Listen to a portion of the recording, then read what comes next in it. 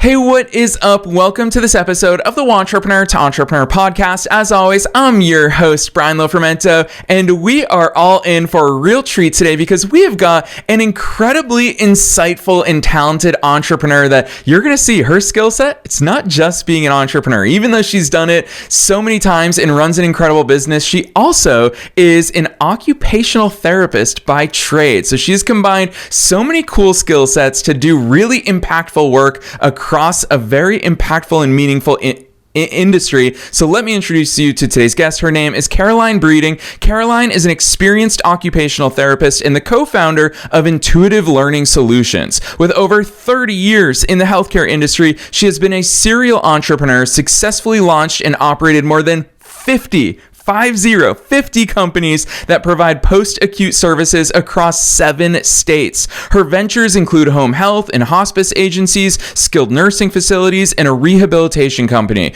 Beyond her entrepreneurial success, Caroline is deeply committed to mentoring and educating aspiring entrepreneurs, helping them navigate the process of launching and growing their own companies. So of course, Caroline and I have so much in common. She is such a firm believer in the shared mission that we all have as entrepreneurs, that a rising tide lifts all boats, and you're going to see how generous and insightful she is in today's conversation. So I'm not going to say anything else. Let's dive straight into my interview with Caroline Breeding.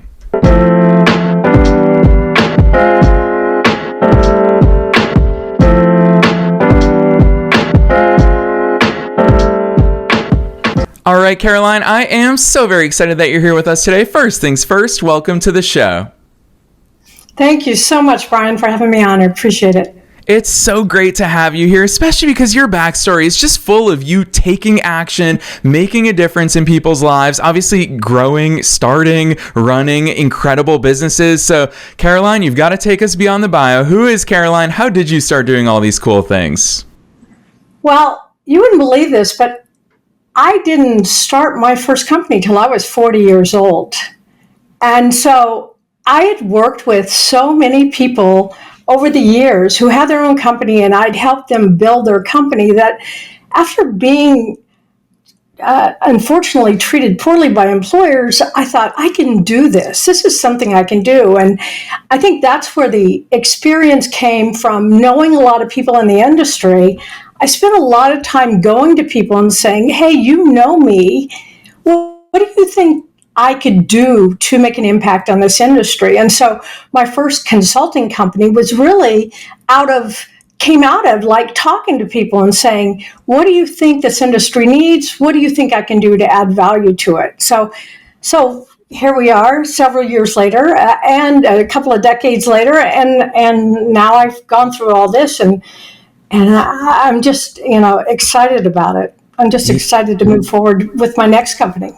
Likewise, Caroline, I'm really excited to tap into that because one thing that I've noticed, especially as the host of a show with over 1,200 episodes, is that when we bring guests on, listeners, and we all tend to do this when we consume content, is we tend to assume that the other person has things figured out. And especially hearing your backstory and your bio, more than 50 companies across the healthcare industry, it sounds like it has become easy for you. I'm using easy in air quotes for listeners who can't see us.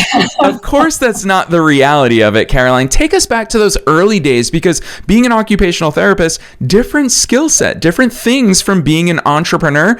How difficult was that bridge to cross?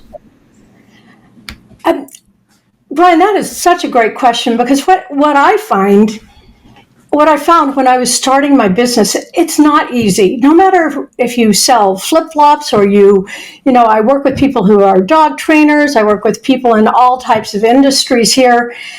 And it is not easy. The key I found is being able to figure out where you're going and how you can work with people. That coordination of everybody really helps, along with being able to look at what you're doing and being able to pivot. So coming from occupational therapy, it really gave me a foundation, because I would go in and I would meet new people, and I would have to evaluate them to see what do they need, what kind of support or what kind of training and rehabilitation do they need. And each person is such an individual person that I was able to be really creative in my treatment approaches. So having that creativity and learning how to treat different people, then I take it to an industry where I'm not just treating one-on-one, but I'm treating, my company is treating hundreds and thousands of patients. But you have to always come back to this person is the one person you're treating is more important. So it's really a grounding of being able to find that ability to think globally as an entrepreneur, but really know that your services are for that one geriatric patient who needs you the most, or needs your nurses or physical therapist or whatever. So it was always going back and forth for me, taking that fundamental belief that everyone needs that kind of service and support. Yeah, and when I think about even just in that one answer, Caroline, you said the word treat a few times there, and it's so clear that that's at the root and at the heart of what it is that you do. But what I really love about that story is that you're not just treating, and you really directly called it out right there, is that entrepreneurship, business, is the vehicle through which we can serve even more people. It seems to me from the outside looking in, and correct me if I'm wrong, Caroline, it seems to me like you have equal love for entrepreneurship and business as you do with the healthcare side of the equation, which has enabled you to scale so successfully across 7 different states, across thousands of different patients that you've helped along the way. Where's that love come from? Because I'm so fascinated by that combination. That's really interesting. I grew up, my parents adopted me in England. And so I was that chosen child, obviously, when you're adopted, chosen child. And we traveled all over the world, England and Germany and Turkey and everything. And so I really gained an appreciation for cultures and being in different environments, because we moved every two years my entire life. So learning to adapt, learning to look at people's culture and where they are is, to me, is the most fascinating part about treating patients, is being able to see, okay, we're at this level, and this is like a business too.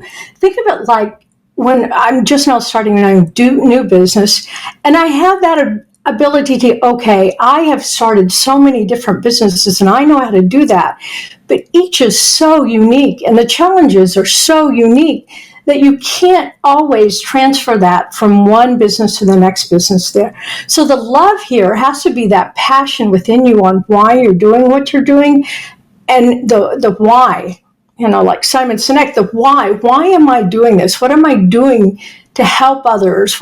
How can I add value to people's life? And that, my love has always been helping people. My dad taught me that. My parents were big advocates of supporting people. So I guess that's where I come from, is if I can provide a service that can help people, that can support people, help people grow, help people find their passion, that's where I feel like I've lived a good life, if I can do that. Yeah, so well said, Caroline. And that indeed, I mean, service is really at the core of all the things that you do. You called something out that in over 1,200 episodes, I don't think we talk about this often enough. It's something I've experienced myself as an entrepreneur. I started my first business when I was 19, and 4 years later, I started an agency to help others kind of replicate the digital marketing success code that I had figured out as a teenager with my first company. And Caroline, I ran into a wall, is that I realized with that second business, what worked before doesn't mean that it's going to work right now. And you talk about those unique challenges along the way. We're definitely going to talk about patterns and similarities across businesses. But first, I want to go deeper into that point you raised. What are some of those unique challenges? Because a lot of people are always on the lookout for that secret, that code that's going to unlock their business success. So give us the realities of the very unique challenges and different approaches for every single business. Well, I'll give you an example. I am just starting with a new company, and it's a technology company versus a healthcare. So for me, that unique challenge is, how do I market something like that? Because with healthcare, I knew how to talk to a patient. I knew how to talk to a physician. I knew how to talk to people who provide services. I can talk on their level. I can understand it. Now with technology and with the world we live in, it's so much more difficult getting to the people we need. So learning how to do that has been really important. I think the other unique challenge in starting a business, and often entrepreneurs come to me when they've been working really hard, doing it as a single sole proprietor, provider or proprietor, and now they want to scale their business. Now they want to grow it to bigger than what they have. And that next step is probably what I run up against with every single entrepreneur I work with, is how do you go from a sole proprietor to scale your business to the next level? And for me, it revolves around finding a tribe of people, or people that you can trust, because you have to let go when you start to scale a business. You have to let go of a lot of the stuff and let them be a part of that business to help them carry on. But you can't do that if you don't have a good group that you trust. And that trust is what a lot of people have a hard time overcoming, is being able to trust that people, they won't do it exactly like you, but they will support you and help you, and finding that core group of people. I was lucky with this new business, Intuitive. I found an amazing marketing person. I found graphic design people. I have, of course, luckily for my other businesses, I've been able to develop team clinical people. Some of the most outstanding clinical people in the country are doing my quality assurance work. So for me, I have surrounded myself with people that I know and I trust, and that allows me then to take it to the next level, to scale up, which is really that one of the hardest things for most companies to do, is to take that scaling a business to where they want it to be. Yeah, to pile on top of that, Caroline, I'm going to call this out very publicly while you and I are on the air together, is that a big reason why our pre-production team reached out to invite you on the show, and we've been so excited to have you on, is the one thing that really is so clear in the way that you show up in the world, and the way that you speak, and the way that you write, is that abundance mindset. And so hearing you talk about surrounding yourself with people that you trust, I remember when I was 19, I was in undergraduate school, I was in business school, and a lot of professors, they were always talking about, the competition. And I had seen in the business world how many people want to sign NDAs. And I think it's so funny in hindsight, because I'm just like, all my best entrepreneurial friends, the people who I've learned the most from, they are so generous and so open and so transparent. We try to recreate that here on the air for listeners in over 150 countries. Where's that part of your mindset come from, Carolina? I'm so interested. Is that the therapist side of your upbringing? Is it your cultural upbringing? Is it the entrepreneur in you? Because that abundance mindset, I feel like it's such an important trait for every entrepreneur to adopt. You're right, Brian. That is, first of all, it's the hardest. And I've always been accused of being a Pollyanna, that someone who's like, the world is great and everybody is wonderful. And have I been tricked? Obviously. Have I, have people done things that have not been great to the growth of my company? True. But where I've gained it, yes, in occupational therapy, and believing the patients and everybody.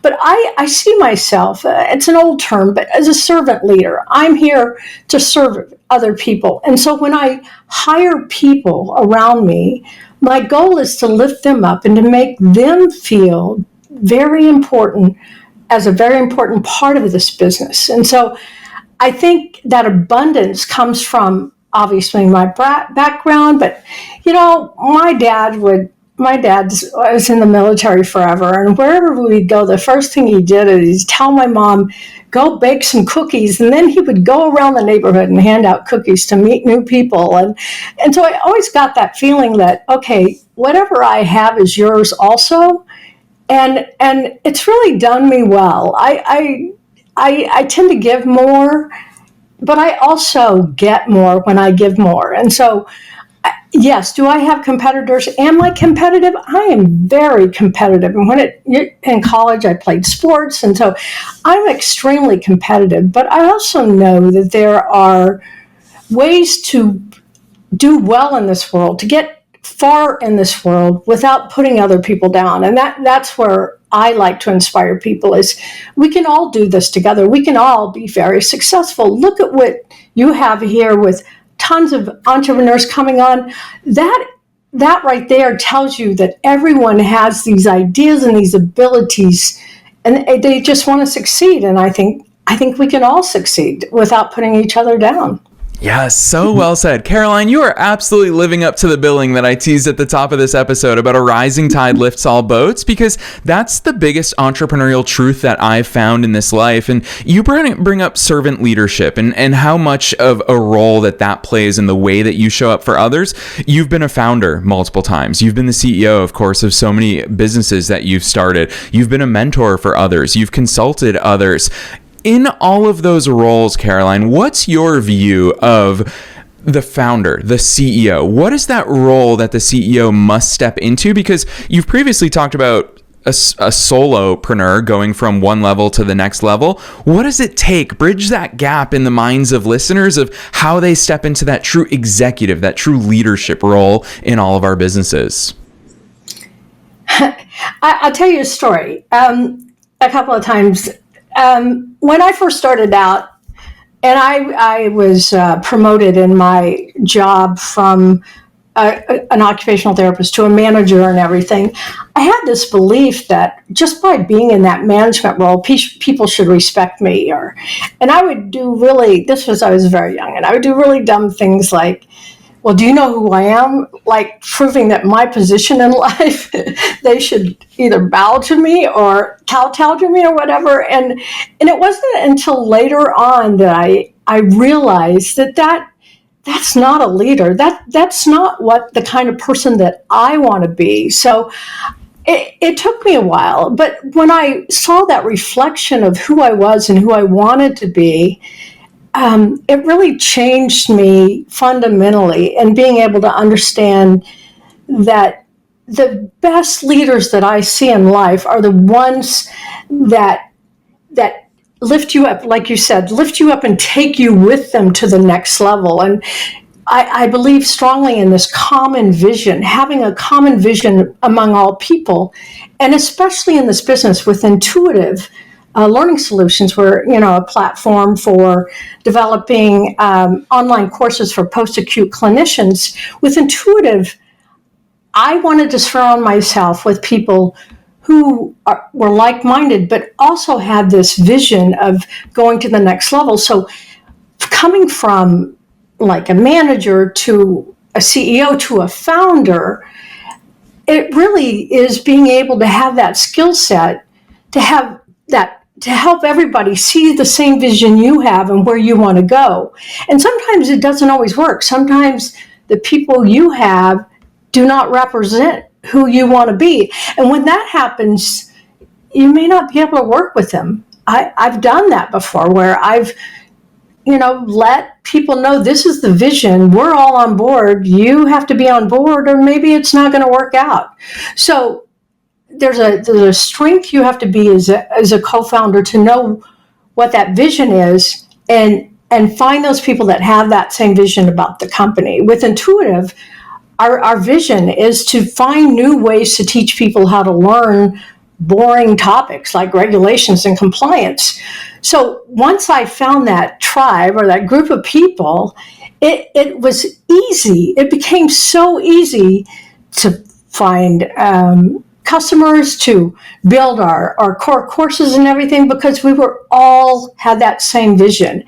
And so I would say, as a CEO, co-founder, your biggest goal is making sure they have your vision in mind and not their own idea of what it should be, because everybody around you is representing you when they go into the public. So you want them to essentially have the same idea that you have and not something different. So having that shared vision has really helped me as a co-founder with the rest of my team, and hopefully it shows with the company I have. Yeah, it's an important message, Caroline, and I'm super grateful for you calling that out for our listeners. I'd love for you to talk to us more about Intuitive Learning Solution, because what I find as a CEO, as a founder of multiple businesses myself, is that I love new things, and I love always pushing the envelope. I love being challenged, and it's so clear to me that that's what you do across all of your businesses as well. I love the fact that you're tapping into a new generation of education. I'm glad I was not raised in the world of TikTok and Instagram, because now how nobody has any sort of attention span when it comes to learning deep and important material. But I also know that you've embraced that, and you're wiring that into the way that you all are operating at Intuitive. So introduce listeners to your latest business and give us the rundown on what that looks like.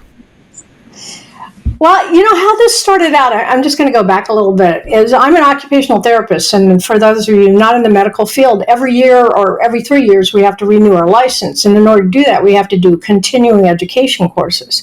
So, of course, you wait till the last minute. So here I was, 3 years.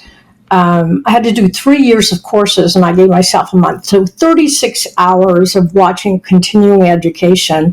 I thought I was just going to die. And all we have in post-acute care, at least with the people and the platforms I work with, are PowerPoint presentations. In April, I took 24 hours in courses of PowerPoint presentations.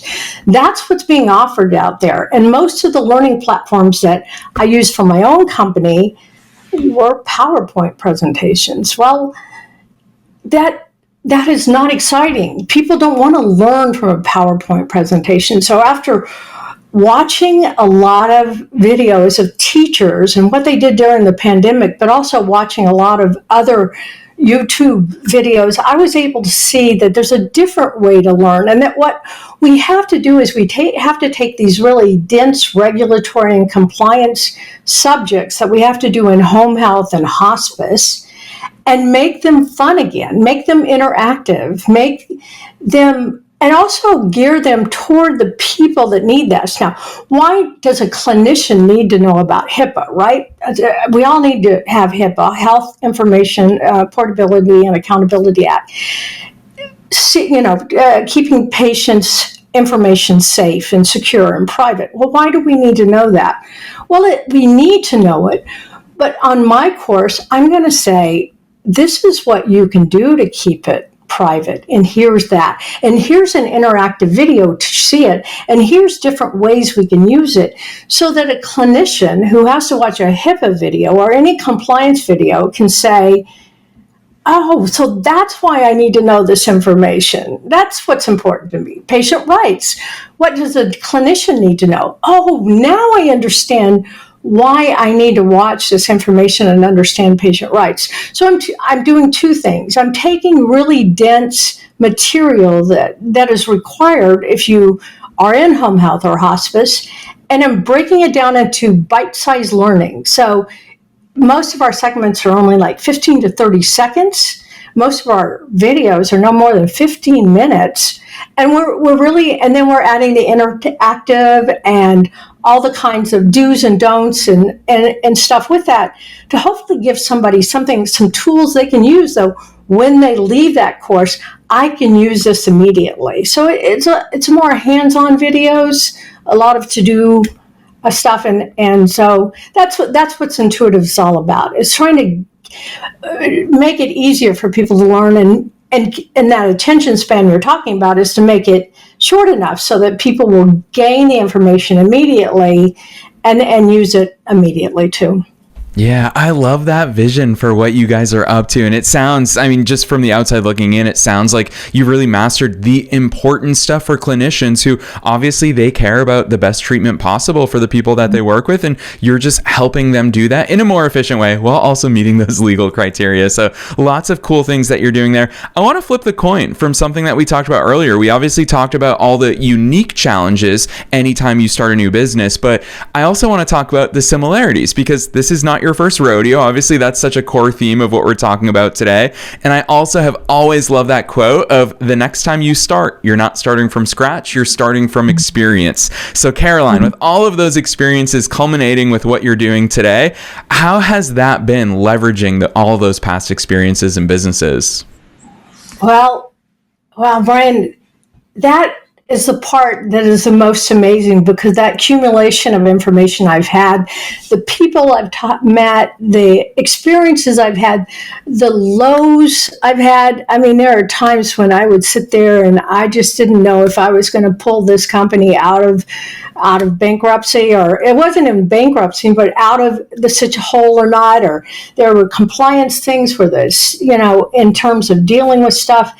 And And I think it's that, having gone through a spectrum of experiences and having loss and having gains and then really big gains and wins, has taught me that that you can do this. It's not a matter of can you or can you not. It's a matter of finding that ability to be patient with your approach and making sure that the direction you're going, you've exhausted all of those methods, and maybe then you need to pivot. So it's really a matter of for me, the experience has given me the patience to learn that you can't be successful overnight. Even though, I even work with a TikTok influencer, and we talk a lot about the viral videos that go off, that people have, and how that makes you an instant success. And that is such a rarity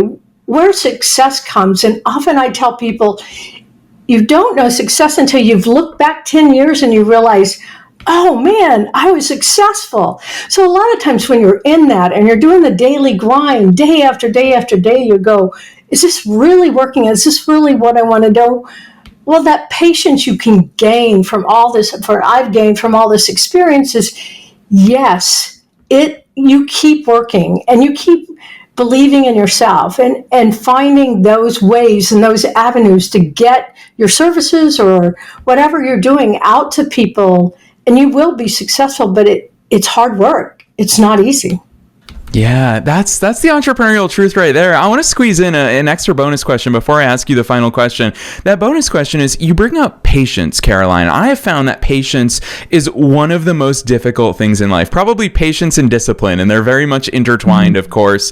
What I learned really early on is that part of what made me patient as a young entrepreneur when I started when I was 19 is just looking for those small wins. I mean, Caroline, to be totally honest with you, I had very few reasons to keep going in my first year of being an entrepreneur. In fact, my first 6 months, I made $200 in revenue, and I was over the moon. I thought that was amazing.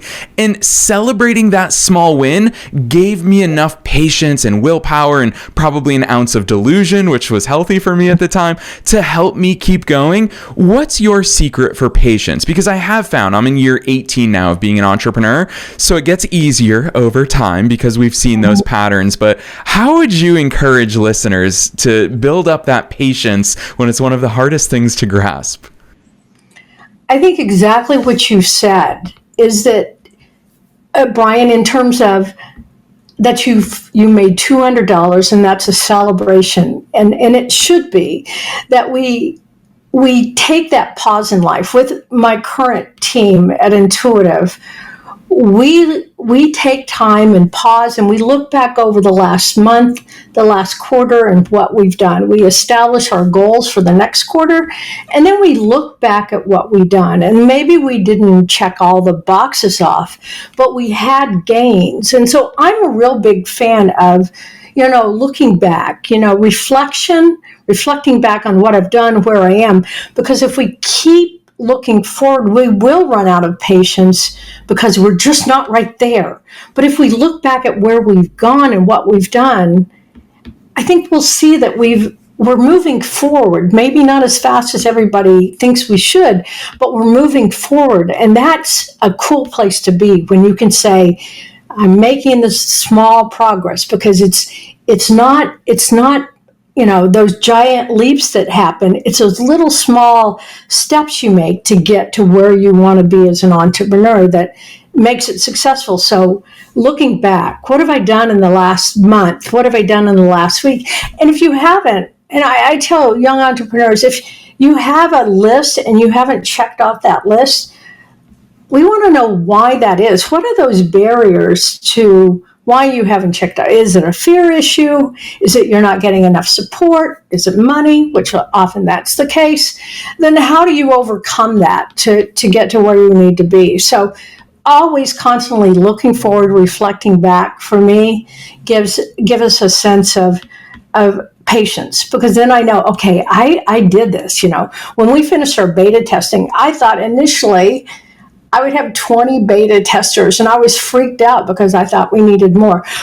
By the time I finished, I had over 150 beta testers who took these courses And over the last 6 months, I have not had one customer complain about any course, any access, or anything.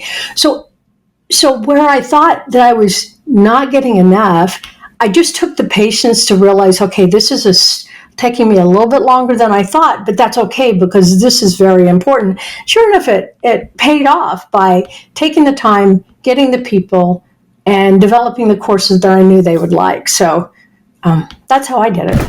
Ooh, I love the way you answer that, Caroline. It really reminds me, recently I was listening to a YouTuber that I really respect, and he was doing a podcast interview on another show, and he said the advice that he gives out is count your uploads, not your views. And that is you and I can continue to upload things. We don't get to choose how many views we're going to get on the content that we create, but we can keep creating, and we can keep looking back and saying, gosh, I've done this 10 times, 50 times, 100 times, 500 times. And if you keep on doing that, it's very rare to not succeed with that level of consistency and discipline. So, Caroline, I love those insights. I don't know how you're going to top all that for this final question that I always ask, and that is, what's your best piece of advice for listeners? Knowing that we're being listened to by both wantrepreneurs and entrepreneurs at all different stages of their own growth journeys, and knowing that you are very much one of us, a serial entrepreneur in your own right, what's that piece of advice that you want to leave listeners with today? If I were to give, there's a couple of things. I think the first thing is go with your passion. Don't start a business based on what's the newest trend. Find your passion in business. Find out what you really want to do and pursue that. And then the second step really is surrounding yourself with people who believe in you and believe that you can do that. I do not believe that I could have gotten this far without my family and my wife, and I couldn't be here without them. So for me, those go with your passion and surround yourself with people who will support you and lift you up. Yes, two very important pieces of advice that we don't just need to hear once. We need to hear it constantly. We need that reminder. And Caroline, you have told us, you are such an incredible storyteller. You've told us so many nuggets of knowledge today, especially through the stories that you've told, especially through the example that you personally have set in your own entrepreneurial journey, and the fact that you are still going new things all the time coming from you, changing your industry in so many different ways from so many different angles. Huge kudos to you. I'm very excited for listeners to check out all the work that you're doing.